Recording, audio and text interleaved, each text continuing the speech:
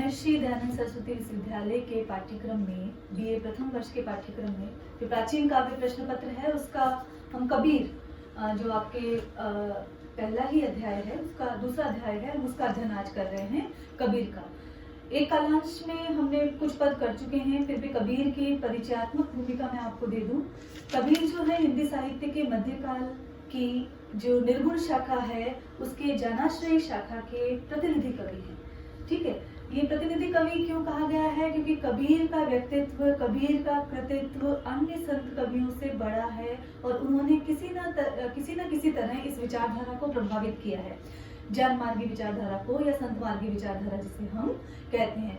तो कबीर का कल हमने जन्म देखा, उनका जन्म कहाँ हुआ, उनका परिवार के बारे में हमने जाना, उनके माता पिता का नाम जैसे कि नीमा और नीरू हमने देखा, उनकी पत्नी का नाम हमने जाना, लोई उनकी पत्नी है, कमाल और कमाली उनके पुत्र हैं। तो ये तो उनका एक जो लौकिक जीवन जो रहा, लेकिन जब उनके कार्य क्षेत्र की बात आती है तो वो जुलाहे रहे हैं, स्वयं को काशी के जुलाहा कहते हैं। वो अनपढ़ रहे हैं, बहुश्रुत रहे हैं। बहुश्रुत मतलब बहुत अधिक उन्होंने सुना है, देशाटन किया है तो बहुत अधिक सुना है। जैसे कि अगर बहुत सारी चीजों को सुनते हैं, दर्शन पढ़ते हैं, इतिहास पढ़ते हैं, समाजशास्त्र पढ़ते हैं, नाना विषय पढ़ते हैं, तो आपका ज्ञान में आपके अभिवृद्धि होती है, आपकी भाषा में वैसी शब्दावली आ जाती है। तो ऐसे ही कबीर ने बहुत अधिक सुना था, चाहे उन्होंने वेदों का अध्ययन नहीं किया हो, लेकिन वेदवाणियां, श्रुतियां, इनके बारे में उन्होंने बहुत अधिक सुना।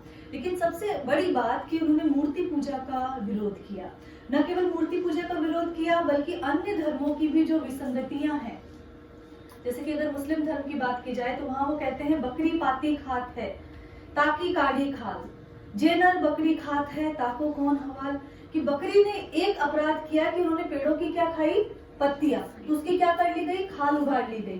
तो जो नर उस बकरी का सेवन करते हैं फिर उनको कौन हवाल, उनको कौन देखेगा, उनके इस अधर्म को कौन देखेगा। इसी तरह जो हिंदू धर्म में जो मूर्ति पूजा है, जहाँ मूर्ति पूजा के संबंधित जितने अंधविश्वास है उनसे ये कहते हैं वो पाथर पूजे हरि मिले तो मैं पूजू पहाड़। कि फिर इतनी सी मूर्ति पूजने से क्या मतलब है, मैं पूरे के पूरे पहाड़ को ही पूज लेता हूँ अगर उससे मुझे ईश्वर मिल जाते हैं। ताते ये चाकी भली पीस खाए संसार, उस पत्थर से तो ये घर पर जो पत्थर की बनी हुई चक्की है वो बहुत अधिक महत्वपूर्ण है, जिससे संसार अन्न पीस कर खा तो सकता है। तो कबीर ऐसे थे जो धर्म अधर्म का के बीच में उन्होंने एक लकीर खींची, उन्होंने आडंबरों का विरोध किया और जितना भी दिखावा और अंधविश्वास जो इसके माध्यम से धर्म में आ गया था वहां वो खुलकर आक्रामक तेवर के रूप में वहां पर विरोध करते हैं। और कबीर ये नहीं चाहते कि मेरे पीछे पूरा का पूरा दल बल आए। कबीर कहते हैं कि जो घर बारे अपना चले हमारे साथ, कि जिसमें ये कुव्वत हो जो अपने घर को जलाने की हिम्मत रखता है, अर्थात क्रांति की शुरुआत जो स्वयं से करना चाहता है वो मेरे साथ चले, अन्यथा मेरे साथ चलने की आवश्यकता नहीं है। एक और महत्वपूर्ण बात जो हमने कल के कालांश में भी पढ़ी थी कि कबीर कहते हैं कि मैं पढ़ा लिखा नहीं हूँ, स्वीकारोक्ति है। इसलिए अगर आपको कभी आप ऐसा कहें कि कबीर का ये ग्रंथ है लिखा हुआ, तो कबीर ने कोई ग्रंथ नहीं लिखा है। कबीर की बानियां हैं, मतलब उन्होंने जो कहा है, और कहा किस आधार पर है, ज्ञान को साक्षी मानते हुए। जो उन्होंने जीवन में जीवनानुभव जैसे उन्होंने दुनिया देखी उस आधार पर उन्होंने कह दिया।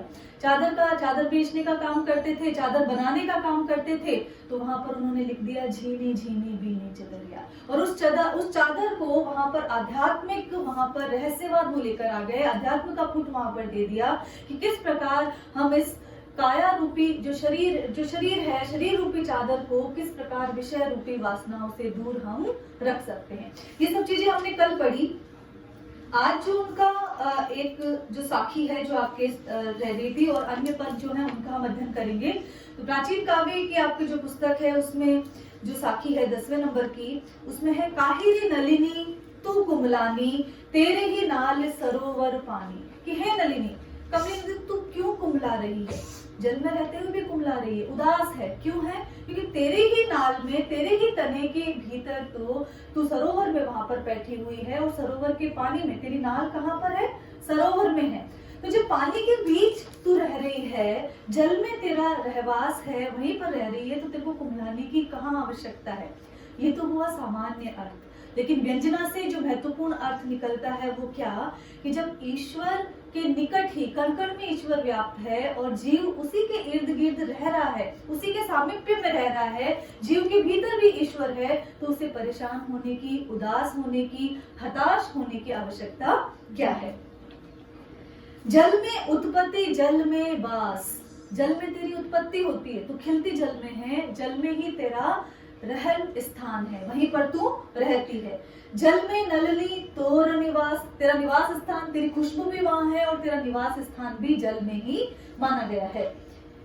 ना तली तपती ना ऊपरी आग, ना तुझे तल अर्थात तेरे नीचे से कोई ऐसी अग्नि, विभिन्न प्रकार के कष्ट तुझे नहीं मिल रहे हैं, ना ही ऊपर से आग बरस रही है। अर्थात जब जल में ही तेरा निवास है तो वहां क्या है, शीतलता, वहां किसी भी प्रकार की दग्धता वहां पर नहीं है।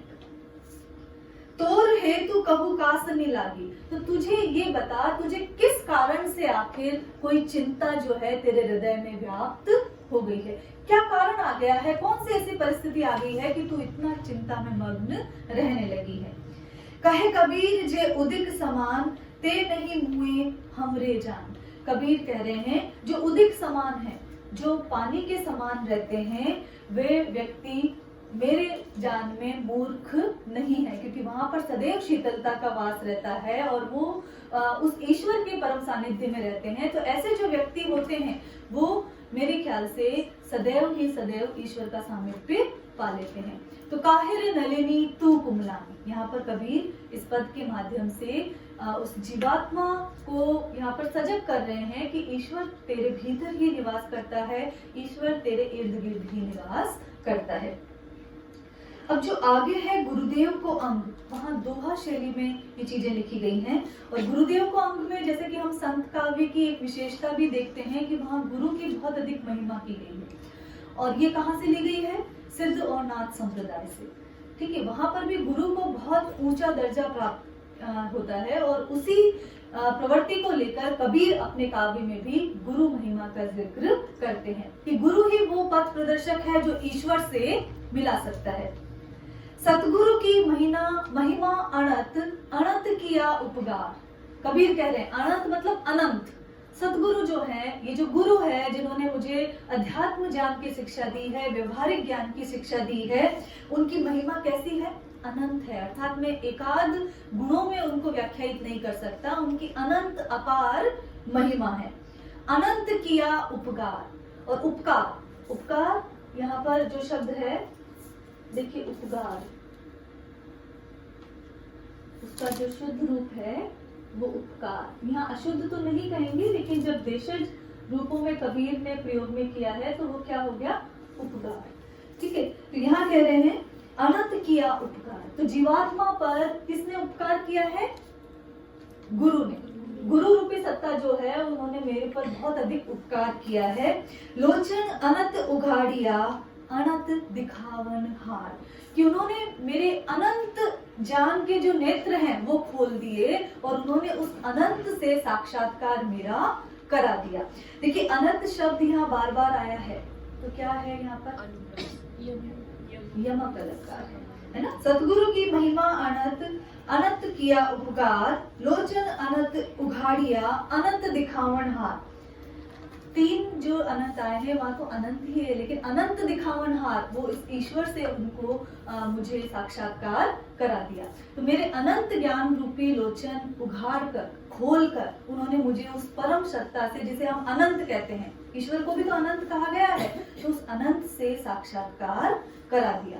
मैं अज्ञानी था, मूढ़ था, लेकिन विभिन्न प्रकार की शिक्षा दीक्षा देकर मेरे ज्ञान के नाना नेत्र उन्होंने खोल दिए और उन नेत्रों से मैं ईश्वर का साक्षात्कार करने में सफल हुआ। तो इस प्रकार सतगुरु ने मुझ पर बहुत अधिक उपकार किया है। तो अनंत का अर्थ यहाँ पर बहुत अधिक भी है और अनंत का अर्थ वो जो असीम है, कौन, ईश्वर, तो उससे साक्षात्कार कराया है। तो यहाँ पर यमक अलंकार, अंत्यानुप्रास अलंकार, उसकी व्यंजना, उसका प्रयोग यहाँ पर कबीर ने अनायास किया है। कबीर के काव्य में अलंकारों का प्रयोग सायास नहीं आया है, क्योंकि कबीर जब लिखना पढ़ना ही नहीं जानते तो अलंकारों का इस तरह प्रयोग तो वो कर ही नहीं सकते थे। तो उनके काव्य में जो अलंकारों का प्रयोग आ गया है वो अनायास आया है। दूसरा इनका जो दोहा है, राम नाम के पट तरे, पट तरे मतलब बदले में, राम नाम के पट तरे देवे को कछु नाही। जो राम नाम मुझे मिला है और गुरु ने जो मुझे राम नाम दिया है, उसके बदले में गुरु को मैं क्या दूं, क्योंकि मेरे पास कुछ देने को शेष बचा ही नहीं। ऐसी कोई मेरे पास महत्वपूर्ण वस्तु नहीं है, गुरु को ऐसी वैसी चीज तो नहीं दी जा सकती। राम नाम जैसी महत्वपूर्ण चीज गुरु ने मुझे प्रदान की है, लेकिन उस प्रदान के बदले कृतज्ञता के नाते मैं उनको क्या अच्छी चीज दूं, महत्वपूर्ण चीज दूं, वो मेरे पास कोई भी शेष नहीं है। क्या ले गुर संतोषिए हौस रही मन माहे। क्या लूं मैं गुरु के लिए, क्या ऐसी चीज दूं मैं जिससे मुझे संतोष हो कि जो मैं गुरु को दे दूं। तो यही कसक मेरे मन में अंत तक बनी रही कि मैं गुरु को, उन्होंने जो मुझे राम नाम जैसा महत्वपूर्ण ज्ञान दिया है, उसके बदले में उन्हें क्या दूं। ठीक है, समझ आ गया। अगला जो है, सतगुरु साचा सूरबा। सूरबा किसे कहते हैं? शूरवीर। और कौन है? सतगुरु। कि सतगुरु ही जो सच्चा शूरवीर है। सबद चुबाया एक। और शूरवीर कौन होता है? जो अगर युद्ध के शूरवीर की बात की जाए तो वहां पर जो निशाना लगाए, वो जिस भी अस्त्र और शस्त्र से वो अचूक हो। तो ऐसे ही कबीर ने सतगुरु को सच्चा शूरवीर कहा है। क्यों? सबद चुबाया एक। उन्होंने एक ही शब्द मुझे सुनाया, एक ही ज्ञान का उपदेश मुझे ऐसा दिया, लागत ही मैं मिल गया, कि जैसे ही वो बाण मुझे लगा, मेरा अहंकार जो है वो समाप्त हो गया। पड़ा कलेजे छे। और वो जैसे ही शब्द मेरे कलेजे में पड़ गया, कलेजे में उसकी चोट हुई, मेरा मैं, मेरा अहंकार, मेरा जितना भी गर्व, दर्प, जो भी चीजें थी, अभिमान, वो सारा समाप्त हो गया। तो मैं मिल गया, लागत ही मेरा जो अहंकार है वो समाप्त हो गया। ठीक है। माया दीपक नर पतंग, रूपक अलंकार है। माया रूपी दीपक के इर्द गिर्द नर रूपी, मनुष्य रूपी पतंग जो है वो निरंतर इर्द गिर्द घूमता रहता है। इस संसार में जीव रहते हैं, जीव है तो विभिन्न प्रकार की विषय वासनाएं हैं और वो उनमें लिप्त रहते हैं। ठीक है। आज भी, अभी भी आप लोगों को ये विषय वासना हो सकती है कि आज घर पर मुझे बहुत अच्छी ड्रेस मिलने वाली है ना। तो इस तरह नाना प्रकार के प्रलोभन जो है, लोभ जो है, मोह जो है, वो क्या है? विषय वासनाएं हैं। जितने भी प्रकार के स्वार्थ जो चीजें आ जाती हैं, जितने भी प्रकार की हमारी लालसाएं हैं, आकांक्षाएं हैं, वो मोह का प्रतिरूप है। तो यहाँ पर उसी को लक्षित करते हुए कबीर क्या कह रहे हैं? माया दीपक नर पतंग। माया रूपी दीपक है, रूपक अलंकार, अभेदत्व है यहाँ पर। माया दीपक नर पतंग, और नर रूपी पतंग है। नर यहाँ मनुष्य के लिए आया है, केवल आप नर उसको लिंग विशेष में ना लें। नर पतंग भ्रमि भ्रमि इवे पड़ंत। और ये मनुष्य रूपी जो पतंगा जो है, भ्रम के वशीभूत होकर दीपक में गिरता रहता है। विषय वासनाओं से दूर होना है, लेकिन वो विषय वासनाओं से ग्रस्त होकर उसमें गिरता रहता है। कहे कबीर गुरु ज्ञान थे एक आध उग्रंथ। कबीर कहते हैं कि जिसे गुरु ज्ञान दे देते हैं, गुरु के ज्ञान से जिससे आत्म साक्षात्कार हो जाता है, उससे कोई एकाध व्यक्ति ही, एकाध कोई बिरला व्यक्ति ही इस विषय वासनाओं से उबर जाता है, दूर हो जाता है। तो कौन दूर हो सकता है? जिसे गुरु रूपी ज्ञान मिल गया है, गुरु ने जिसे ज्ञान का संदेश जिसे दे दिया है। थापणी पाई थिति बई सतगुरु दीनी धीर। धीर मतलब धैर्य। सतगुरु ने मुझे धैर्य दिया और विवेक प्रदान किया, जिससे कि उस ईश्वर की प्रतिमा को मैंने अपने भीतर स्थापित कर लिया। थापणी मतलब थाप लिया, स्थापित कर लिया। और जैसे ही मैंने उस ईश्वर के रूप को, प्रतिरूप को अपने हृदय के भीतर स्थापित कर लिया, तो मुझे अपनी स्थिति का भान हो गया। देखिए, दो शब्द हैं यहाँ पर, थापणी और स्थिति। तो जैसे ही मैंने ईश्वर के रूप को स्थापित किया, या प्रकारांतर से कह लीजिए गुरु के शब्द को स्थापित किया, तो मुझे मेरी स्थिति का भान हो गया कि मैं किस प्रकार, मैं तो लघु हूं, तो मुझे मेरी स्थिति का ध्यान वहां पर हो गया। तो थापणी पाई, जैसे ही मैंने उस ईश्वर को अपने भीतर स्थापित किया, या गुरु के शब्द को अपने भीतर स्थापित किया, या मैंने उनकी बात को मान लिया, तो मुझे मेरी स्थिति का भान हो गया, जान हो गया कि मैं तो तुच्छ हूँ। ठीक है। सतगुरु दीनी धीर, और इस सारी प्रक्रिया में सतगुरु ने क्या किया, मुझे धैर्य दिया, विवेक दिया और ज्ञान दिया।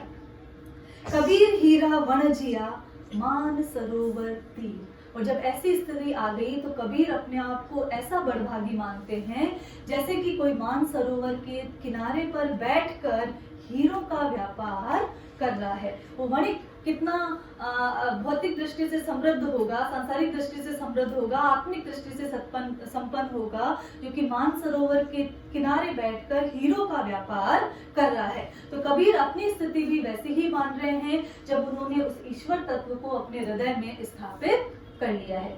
तो यहाँ पर अनुप्रास अलंकार है, अंत्यानुप्रास अलंकार है, ठीक है। इन अलंकारों का प्रयोग यहाँ पर किया गया है। तो ये गुरुदेव को अंग में आपके 5 दोहे लगे हुए थे। आगे जो है मन को अंग, मन किस प्रकार व्यक्ति को भ्रमित करता है, मन की जो बात है हालांकि सुननी चाहिए, लेकिन मन किस प्रकार भ्रमित करता है उसकी बात यहाँ पर कह रहे हैं। मन के मते न चालिए छाड़ी जीव की वाणी। ये जीव को ये चेताते हुए कह रहे हैं कि मन के मते न चालिए, मन के अनुसार नहीं चलिए। ये ऐसा चलकर विभिन्न प्रकार के कष्ट जो है वो जीव प्राप्त कर सकता है। इसीलिए ये बात तो छोड़ ही देनी चाहिए कि मन के मते चलना है। ताकू केरे सूत जू उलटी अपुटा आनी।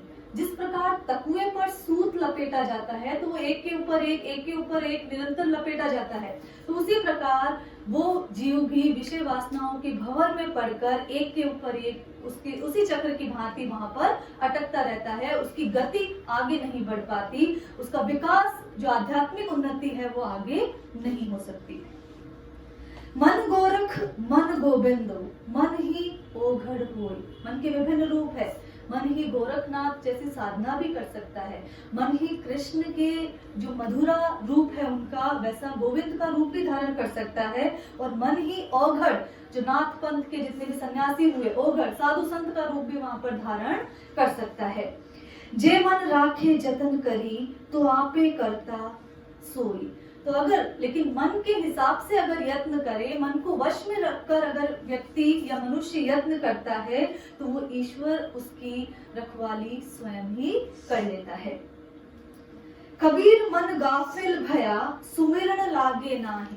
कबीर कह रहे हैं कि मन गाफिल हो गया है, विषय वासनाओं के फेर में पढ़कर ये मन भ्रमित हो गया है, और उससे उसकी स्थिति कैसी हो रही है, जैसे गाफिल हो जाता है, थक जाता है। तो वैसे ही कबीर कह रहे हैं ये मन विषय वासनाओं के फेर में पड़कर क्या हो गया है, गाफिल हो गया है, घायल हो गया है। सुमिरन लागे नाही, और विषय वासनाओं के चक्कर में फंसने के कारण ये राम सुमिरन में या ईश्वर के सुमिरन में या उस परम सत्ता का ध्यान करने में इसका मन नहीं लग रहा है। घड़ी सहेगा सासना जम की दरगाह माई। तो ये मन नहीं लग रहा है राम के सुमिरन में, ईश्वर के सुमिरन में। तो जब अंत समय आएगा और यम के दरवाजे पर इसे पहुंचना पड़ेगा, तभी बहुत प्रकार की सासना मतलब यातनाएं ये उस समय सहेगा, अगर ये अभी नहीं जागृत होता है। कबीर मन पंछी भया बहुतक चढ़ा आकाश। पंछी मतलब पंछी। कबीर कह रहे हैं कि मन कैसा हो गया है, पंछी बन गया है, और बहुत दूर तक आकाश में ये चढ़ जाता है, 7 समुद्र पार तक पहुंच सकता है मन। आप अभी यहाँ बैठे हैं, आप अभी जापान चले जा सकते हैं, कितना एक पल का भी पलांश उस दूरी में पहुंच सकते हैं। तो कबीर उसी प्रक्रिया की बात कर रहे हैं कि कबीर कह रहे हैं ये मन क्या हुआ, पंछी भया, रूपक अलंकार है, भया मतलब हुआ। ये मन जो है पंछी बन गया है, पंछी बन गया है, और आकाश में ये बहुत दूर तक निरंतर चढ़ता जा रहा है। ऊहा ही ते गिरी पड़ा मन माया के पास। लेकिन जैसे ही उड़ने की कोशिश करता है फिर ये माया के फेर में पड़कर नीचे गिर जाता है। तो मन माया के ही पास रहा। ये वैचारिक उन्नति, आध्यात्मिक उन्नति और आत्मिक उत्थान करने में ये सफल नहीं हो पाया। आगे कबीर फिर ये देखिए चेता रहे हैं जीवात्मा को। अब वो कोई जीवात्मा कहती है कि मैंने ये काम करता रहा, मैं तो अब तक करता रहा, तो कबीर उसको बरज रहे हैं, डांट रहे हैं कि करता था तो क्यों रहा, ऐसे कृत्य अगर तू कर्म दुष्कर्म कर रहा था, ऐसे नीच कर्म पतित कर्म अगर तू कर रहा था तो किसने कहा था करने को, तो क्यों करता रहा। अब करी क्यों पछताए, और अब कर लिए हैं तो अब करके क्यों पछता रहा है। या तो पहले ही सजग रहना था कि ये कर्म नहीं करना है, क्या करणीय है क्या अकरणीय है, इसकी सीमा रेखा पहले ही खींच लेनी थी। तो करता था तो क्यों रहा, अब करी क्यों पछताए, बोवे पेड़ बबूल का अम्ब कहाँ ते खाए। फिर वही लोकोक्ति आ गई है कि बबूल का पेड़ बोकर अगर कोई चाहे कि मुझे आम जैसे सरस फल की प्राप्ति हो जाए, तो कुकर्म दुष्कर्म करके अगर कोई चाहे कि मुझे मानसिक आध्यात्मिक शांति प्राप्त हो जाए, या मेरा ये जन्म ही सुधर जाए, या मुझे अगला जन्म जो है उस तरह प्राप्त हो जाए, अगर हम इस अवधारणा में जाते हैं तो ये निरर्थक है, ये चीज बेमानी है। तो यहाँ पर रूपक अलंकार का प्रयोग आप देख सकते हैं, और साथ ही यहाँ पर अनुप्रास अलंकार है और लोकोक्ति का प्रयोग यहाँ पर किया गया है। कबीर जनमानस की बात कहते हैं, लोक की बात कहते हैं, इसलिए उनमें लोकोक्तियां और मुहावरे भी आ गए हैं। गुरुदेव को अंग पढ़ा हमने, मन को अंग पढ़ा, अब विरह को अंग। ये जो जीवात्मा है वो ईश्वर के सानिध्य में नहीं होने के कारण विरह का अनुभव करती है, और उसी प्रकार विरह का अनुभव करती है जैसे कि कोई प्रेयसी प्रेयस के अभाव में विरह का अनुभव कर रही है। तो यहाँ आत्मा को स्त्री रूप में बताया है और ईश्वर को पुरुष रूप में यहाँ पर बताकर कबीर जीवात्मा के विरह की बात यहाँ पर कर रहे हैं। बिरहनी उभी पंथ सिरी, पंथी बूझे धाय। धाय मतलब दौड़ के, पंथी मतलब पथिक से, बिरहनी का मतलब है बिरहनी। ये आत्मा की स्थिति वैसी ही है जैसे कि कोई, उसका पति बहुत दूर गया हुआ है, उसका प्रेयस बहुत दूर गया है, और वो पंथ पर खड़ी होकर उसका रास्ता निहार रही है। तो विरहनी ऊभी, देखिए ये राजस्थानी का शब्द है, ऊभी मतलब खड़ी है। विरहनी, आत्मा की स्थिति वैसी ही है जैसे कि कोई विरहनी रास्ते में खड़ी है, उसके किनारे पे खड़ी है, पंथी पूछे धाय, और जहां से भी कोई पथिक उधर से गुजरता है उससे दौड़कर पूछती है। क्या पूछती है? एक शब्द कही पीव का, कब रे मिलेंगे आए। कि मुझे एक तो उस प्रिय का कोई संदेश, कोई बात उसकी मुझे बता दो कि वो मुझे आकर आखिर कब मिलेंगे। तो कब मुझे मेरा साक्षात्कार उस ईश्वर से, उस परम सत्ता से होगा, तो उस पल के इंतजार में वो जो आत्मा है उसी प्रकार खड़ी है जिस प्रकार कोई विरहनी अपने प्रेयस के इंतजार में सड़क पर या पथ पर खड़ी है, और वो उस पथ से गुजरने वाले हर पथिक से ये पूछ रही है कि मेरे प्रिय मुझसे आकर कब मिलेंगे। यहू तन जालो मसी करूं, जो धुआ जाए सरगी। ये तन मैं जलाकर भस्म कर देना चाहती हूँ। जो धुआं जाए सरगी, विरह में है आत्मा, नहीं मिल पा रहे ईश्वर, तो वो क्या नाना प्रकार के यत्न कर रही है कि ये जो शरीर है मैं ये विरह रूपी अग्नि में जलाकर भस्म कर देना चाहती हूँ, जिससे कि इसका जो धुआं जाएगा वो शायद स्वर्ग में पहुंच जाए। क्यों कहा गया है? क्योंकि स्वर्ग में हमने ईश्वर का निवास माना है। जो धुआं लागे स्वर्ग सबगी, तो ताकि ये जो धुआं है वो कहाँ तक चला जाए? स्वर्ग तक चला जाए। मति वे राम दया करे, बरसे बुझावे अग्नि। तो शायद वो धुआं वहां तक पहुंचेगा तो वो राम जो है वो मते अपने आप ही वो मुझ पर दया कर देंगे, और वो जिस तरह स्वाति नक्षत्र की बूंदें बरसती है उसी तरह वो अपना नेह मुझ पर बरसाएंगे और उनसे मेरा साक्षात्कार हो जाएगा। ठीक है, यहाँ विरह रूपी अग्नि की बात की गई है और उसके शमन के लिए जो भगवत नेह रूपी बारिश की बात यहाँ पर की गई है। आगे फिर विरह की योजना है यहाँ पर। विरह भुवंगम तन बसे। भुवंगम मतलब सर्प। विरह रूपी जो सर्प है वो मेरे तन में बस रहा है। मंत्र न लागे कोई, और इस सर्प को बांधने में, वश में करने के लिए कोई भी मंत्र, किसी भी प्रकार का उपाय, किसी भी प्रकार की युक्ति मेरे पास शेष नहीं है। राम वियोगी ना जिवे, जिवे ते बोरा होय। राम के वियोग में विरहिणी आत्मा नहीं जी सकती अगर उसे इस चीज का भान हो गया है। जीवे तो बीरा हो, और फिर भी अगर कोई जी लेता है तो वो निसंदेह है, कोई ना कोई वीर व्यक्ति है, जीवित वीरा हो। तो या तो ये भी कहा जा सकता है कि जो जी लेता है राम के वियोग में वो निसंदेह वीर है, या फिर वो बोरा भी जाता है। दोनों ही बातें यहाँ पर कह सकते हैं। आगे का जो दोहा है उसमें किस प्रकार गृहिणी निरंतर वहां पर वियोग को सह रही है और निरंतर किस प्रकार अपने प्रेयस का इंतजार कर रही है, उस इंतजार में उसकी क्या स्थिति है। अंशड़ियां झाई पड़ी, चिंता में रहने से उसकी आंखों के नीचे क्या पड़ गई है, झाई पड़ गई है, काले निशान हो गए हैं। पंथ निहारी निहारी, कौन सा अलंकार है निहारी निहारी, पुनरुक्ति प्रकाश, ठीक है। अनुप्रास तो वर्णों की आवृत्ति है, या शब्दों की आवृत्ति है, तो पुनरुक्ति प्रकाश। अंशड़िया छाई पड़ी, पंथ निहारी निहारी, जीभड़िया छाला पड़ा, राम पुकारी पुकारी। वीपसा भी कह सकते हो, जब भावों का होता है ना, ऊंच नीच भावों का एक स्वर ऊपर दिया जाता है, एक कुछ नीचे से लिया जाता है, तो वहां वीपसा अलंकार भी कह सकते हैं। तो अंशड़ियां झाई पड़ी, आंखों के नीचे झाई पड़ गई है, क्यों, चिंता के कारण, व्याकुलता के कारण, और उस व्याकुलता में उस पथ को निहारते के कारण जिससे प्रिय आने वाले हैं। निहारी निहारी, देख देख कर, तो पंथ को निहारते निहारते मेरे आंखों के नीचे क्या पड़ गई है, झाई पड़ गई है।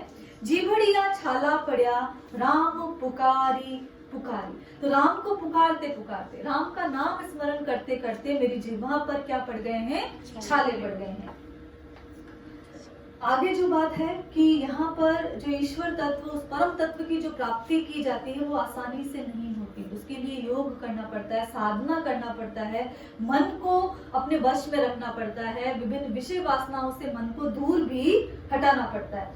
तो हंसी हंसी कंत न पाइए, कंत मतलब प्रिय, लेकिन यह प्रिय कौन, कंत पति को कहते हैं, लेकिन यह पति कौन है, वो ईश्वर। तो हंसी हंसी कंत न पाइए, उस ईश्वर को हंसी खेल में प्राप्त नहीं किया जा सकता। जिन्हें पाया तिने रोई, जिसने भी उसको पाया है उसको रोना पड़ा है, अर्थात उसको साधना करनी पड़ी है। जो हंसी ही हरि मिले तो नहीं दुहागनी कोई, जो हंसते खेलते ही अगर ईश्वर की प्राप्ति हो जाती तो कोई भी स्वयं को क्या नहीं कहता, अभागी या दुर्भाग्यशाली नहीं, कोई भी नहीं होता या कहता। तो हंसी हंसी कंत न पाइए, जिन्हें पाया तिने रोई, जो हंसी ही हरि मिले तो नहीं दुहागिनी कोई, तो फिर कोई भी दुर्भाग्यशाली नहीं रहता अगर हंसी खेल में ही ईश्वर की प्राप्ति हो जाती। तो ये विरह को अंग है जिसमें आत्मा के विरही स्वभाव को प्राथमिकता यहाँ पर दी गई है। अब माया को अंग, जैसे कि एक पहला पद भी हमने पढ़ा था, जब वो माया की बात करते हैं कि संतो भई आई ज्ञान की आंधी, उसमें भी जब वो बात कर रहे हैं तो माया को किस प्रकार दूर किया जा सकता है, ज्ञान प्राप्ति से। तो वहाँ कूड़ कपट काया का निक्स्या, ये बात कहते हैं। एक और पद में वो कहते हैं माया महा ठगिनी हम जाने, उसको ठगिनी का विशेषण दे दिया है माया को, कि ठग लेती है ये जीव को और उसे वास्तविक अपने स्वरूप का आभास नहीं होने देती। तो यहाँ भी माया को अंग में भी उन्होंने माया के इसी रूप से, विषय वासनाओं के इसी रूप को लेकर विभिन्न प्रकार के दोहे यहाँ पर लिखे हैं। कबीर माया मोहनी जैसे मीठी खांड, खांड किसे कहते हैं, शक्कर, कि माया मोहनी है, मोहित कर देने वाली है, कैसे, जैसे कि मीठी शक्कर होती है। सतगुरु की कृपा भई नहीं तो करती भांड, कि ये तो गुरु की कृपा हो गई, नहीं तो ये मेरा खेल कर देती इस जमाने के, इस संसार के समक्ष, और मैं यहीं पर घूमता रहता। कैसे, ताकू केरा सूत जो पहले कहते हैं, नहीं तो मैं इसी आवागमन के चक्र में यहाँ पर झूलता रहता और मेरा खेल हो जाता इस जमाने के समक्ष। ये तो गुरु ने मुझे ज्ञान दे दिया जिससे कि मैं इस माया रूपी मोहिनी से मैं दूर हो गया। तृष्णा सींची ना बुझे, तृष्णा या माया जो है उसकी पूर्ति अगर कर दी जाए तो वो समाप्त नहीं होने वाली है। मनुष्य कुछ और चाहिए और चाहिए और वो ताउम्र करता रहता है। ठीक है, एक स्थिति में पहुंच गया तो वहां थोड़ी संतोष है, संतोष है नहीं, उसके आगे और चाहिए। ठीक है, तो ये दिल मांगे मोर, है ना, वो वाली बात है। तो वही बात है, तृष्णा सींची ना बुझे, कि तृष्णा जो है वो सींचने से बुझती नहीं है। दिन दिन बढ़ती जाए, बल्कि जैसे ही चीजों की आवश्यकताओं की पूर्ति होती है वो आवश्यकताएं और अधिक बढ़ती जाती है। ये एक सार्वभौमिक नियम है, ठीक है। जवासा के रूष जू घन मेहा कुमलाय, और जैसे जवासा का रूप होता है, जो पौधा होता है, वो क्या करता है, जैसे ही बारिश आती है वो कुमला जाता है, उल्टा है। तो जैसे ही आवश्यकताओं की पूर्ति होती है वो और अधिक उदास है कि मुझे तो और चाहिए। तो यहाँ जवासे की रूख से इसलिए तुलना की गई है क्योंकि आवश्यकताओं की पूर्ति होने पर भी जब फलांश ना मिले, फल ना मिले, तो वहाँ क्या है, उसका अतिरेक हो रहा है और वो तृष्णाएं जो है निरंतर बढ़ती जा रही हैं, जो कि ज्ञान के मार्ग का सबसे बड़ा बाधा तत्व माना गया है। इसीलिए क्या कहा है, तृष्णा सींचे ना बुझे। इसीलिए मन को ही वश में करने की बात यहाँ कबीर कह रहे हैं। तृष्णाओं को पूरा किया गया तो वो और अधिक बढ़ती जाएंगी। माया तरवर त्रिविध का शाखा दुख संताप। माया क्या है, वृक्ष है। तरवर मतलब वृक्ष है। त्रिविध का, तीन प्रकार के गुण जो है, या तीन प्रकार के ताप, देहिक, भौतिक और ऐहिक, जितने प्रकार के ताप जो हैं वहां पर मिलते हैं, उनका ये माया क्या है, वृक्ष है। शाखा दुख संताप, और इस वृक्ष की शाखाएं क्या है, दुख और संताप जो है वो शाखाएं हैं। शीतलता सुपिने नहीं, तो ऐसे वृक्ष के नीचे, आप ऐसे वृक्ष पर बैठे हैं और जिसकी शाखाएं दुख और संताप है, तो वहां आपको क्या शांति मिल सकती है, नहीं ना। वही बात यहाँ कबीर कह रहे हैं, शीतलता सुपिने नहीं, तो शीतलता, आराम सपने में भी वहां प्राप्त नहीं होता है। फल फीको तनिता, साथ ही उस तरवर पे, उस वृक्ष पे जो फल लगने वाला है वो भी फीका है, और तन को भी निरंतर ताप वहां पर लगता रहता है। तो क्या है, माया तरवर त्रिविध का, तीन प्रकार के गुणों से, तीन प्रकार के ताप देने वाला और ये वृक्ष है, जिसके जो शाखाएं हैं वो दुख और संताप है। नाना प्रकार की पीड़ाएं ही मनुष्य इन तीनों गुणों के और तीनों प्रकार के तापों से अधीन होकर निरंतर भोगता रहता है। और इस वृक्ष के नीचे जो रहता है, माया रूपी वृक्ष के नीचे, उसको शीतलता, उसको शांति स्वप्न में भी प्राप्त नहीं होती, और इस वृक्ष पर जो फल लगता है वो भी फीका है, अर्थात निरर्थक है, और तन भी निरंतर ताप से सुलगता रहता है। आगे फिर माया को संबोधित कर रहे हैं, कबीर माया मोह की भई अंधारी लोए। ये जो मोह रूपी ये जो माया है, ये मुझे अंधेरे में ले गई है, एक अंधेरे स्थल पर ले जाकर इसने मुझे छोड़ दिया है। जे सूते ते मुसी लिए, और जो इस माया के अधीन होकर जो सोते रहे वो क्या कर लिए गए, ठग लिए गए। रहे बसत कुरो, अब तू उसमें बसता रहा तो अब उसको रोने से क्या फायदा, अर्थात समय बीत गया, एक ही जीवन है, उसी जीवन में सारे पुरुषार्थ करने हैं, सारे कर्म करने हैं। कबीर ये बात कह रहे हैं कि अब समय बीत गया, तू उस माया रूपी जो अंधकार में निरंतर सोता रहा और क्या होता रहा, ठग लिया। रहे बसत पूर्व, तो अपनी मर्जी से वहां रहा था, तो अब बसते हुए वहां पर बस गया, तो अब रो क्यों रहा है। माया की झड़ जग जलिया, झल मतलब चमक, माया की चमक से ये सारा संसार जो है वो जल गया है, ये माया रूपी अग्नि से ये सारा संसार जो है जल गया है।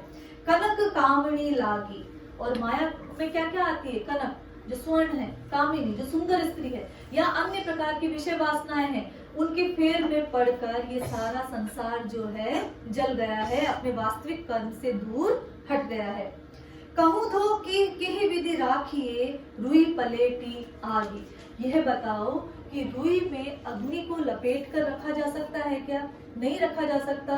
तो यदि माया के अधीन कोई पुरुष है तो वो भी उसी अग्नि के समान नष्ट हो जाएगा। इसलिए कभी बार बार अनेक उदाहरणों के माध्यम से माया से दूर रहने का यहाँ जिक्र यहाँ पर कर रहे हैं। अंतिम 5 दोहे जो हैं वो चितावनी को अंग है। देखिए चेतावनी मतलब चेतावनी दे रहे हैं कि अब नहीं किया तो आगे कुछ भी नहीं कर पाएगा, तो जीव को चेता रहे हैं, सजग कर रहे हैं कि जो हो गया वो तो हो गया, लेकिन जिस क्षण तो ये मेरी वाणी सुन रहा है उसी समय सजग हो जा। सातों शब्द लुबाजते घरी घरी होते राग, देखिए ये जो समय का जो फेर है उसकी बात यहाँ पर कह रहे हैं। सातों शब्द लुबाजते घरी घरी होते राग, कि एक समय ऐसा था कि जब उस महल में या किसी घर में 7 प्रकार के वाद्य यंत्र बजा करते थे, मतलब तमाम प्रकार का वैभव, ऐश्वर्य, सुख सुविधाएं वहां पर मौजूद थी। घरे घरे होते राग और विभिन्न प्रकार की राग रागिनियां वहां पर, मंगल गीत वहां पर सुनाई देते थे। समय की बात है। ते मंदिर खासी पड़े, वे ही मंदिर जहां पर तमाम प्रकार का वैभव था, समय के फेर के कारण आज खाली पड़े हैं। ठीक है, बेसन लागे काग और उन पर आकर कौवे वहां पर बैठने लग गए हैं। तो यहाँ पर कबीर क्या कहना चाह रहे हैं, चेतावनी दे रहे हैं कि अगर तू आज सुख में है तो ऐसा नहीं है कि ये अवस्था सदैव रहने वाली है। ठीक है, ये भी चली जाएगी। तो ना इति इसीलिए कहा गया ये भी नहीं ये भी नहीं। तो जो भी चीजें हैं वो अनिश्चित है, और इस अनिश्चितता के फेर में पड़कर जो वास्तविक रूप में निश्चित है, जो ईश्वर तत्व, उसको तू काहे को छोड़ रहा है। तो उसे चेतावनी दे रहे हैं कि जहां पर तमाम प्रकार के सुख सुविधाएं और वैभव जहां पर मौजूद थे, वहां पर भी समय के फेर के कारण वो घर वीरान हो गए हैं, खंडर हो गए हैं, और अब उन पर केवल और केवल कौवे बैठ रहे हैं। तो ऐसी स्थिति कभी भी किसी के साथ आ सकती है। तो सांसारिकता के फेर में क्यों पड़ा है। यहू ऐसा संसार है जैसा सेमल फूल, दिन 10 के त्योहार बने झूठे रंगीन फूल। जैसे सेमल का फूल खिलता है, कुछ दिन के लिए खिलता है, सुंदर भी लगता है, लेकिन अंततः वो क्या हो जाता है, जमीन में मिल जाता है, सूख जाता है, और परिवर्तन के तहत उसका नियम है कि वो जमीन में मिल जाता है, नष्ट हो जाता है। तो यह ऐसा संसार है, उदाहरण अलंकार है, जैसे सेमल फूल, कि कैसा है ये संसार, सेमल के फूल की भांति है, क्षणिक है और नश्वर है, जो कि नष्ट हो सकता है। दिन 10 के त्योहार बने, यहाँ 10 दिन के ही त्योहार हैं, अनुकूल स्थितियां हैं जो वो कुछ समय की है। तो यहाँ फिर मुहावरा है, दिन 10 के त्योहार बने झूठे रंगी न भूल। ये झूठे रंग है, ये बात तू भूल मत। ये जो दिख रहा है यहाँ पर, जितना सुख है या दुख है, सुख और दुख दोनों माया के रूप में है ना। तो ये दिन 10 के त्योहार है, सुख दुख है, और तो इस चक्कर में तू तेरा वास्तविक जो आवागमन का फेर है उसको नहीं भूल जा। मनीषा जन्म दुर्लभ है, दुर्लभ की बात कर रहे हैं, और कौन, मनुष्य जन्म। मनुष्य जन्म दुर्लभ है, 84 लाख योनियों के बाद कहा जाता है, वहां से गुजरने के बाद मनुष्य योनि प्राप्त होती है, मनुष्य का जन्म मिलता है। तो मनीषा जन्म दुर्लभ है, देह न बारंबार, ये शरीर हमें बार बार नहीं मिल सकता। क्यों, क्या सार्थकता है इस शरीर की, हम कर्म कर सकते हैं, हम सात्विक कर्म न केवल अपने लिए कर सकते हैं, अन्य जीवों के लिए भी कर सकते हैं। इसलिए कबीर क्या कह रहे हैं, मनीषा जन्म दुर्लभ है, कि मनुष्य जन्म दुर्लभ है, ये देह बार बार प्राप्त नहीं होती। तरवर ते फल झड़ी पड़िया, बहुरी न लागे डार।